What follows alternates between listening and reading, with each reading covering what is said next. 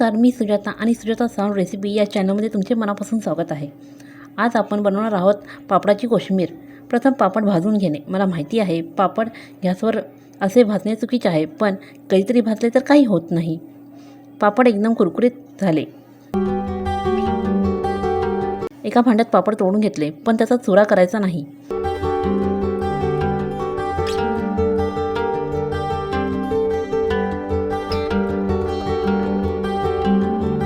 त्यात कांदा, टमाटर, कोशिंबीर, लाल तिखट आणि मीठ टाकायचे आहे।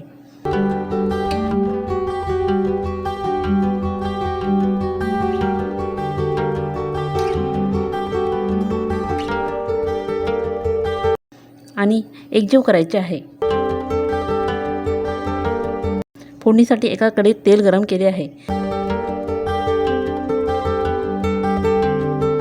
त्यात मोहरी, जिरे, कढीपत्ता, मिरची टाकून चांगली परतून घेतली आहे।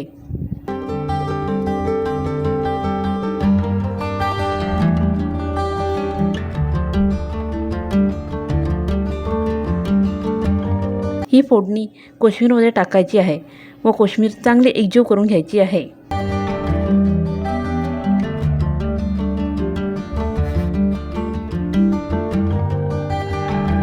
माझा व्हिडिओ बघण्यासाठी धन्यवाद। अशाच रेसिपीसाठी सबस्क्राईब करा, लाईक करा, फॉलो करा सुजाता साऊंड रेसिपी या चॅनलला। धन्यवाद।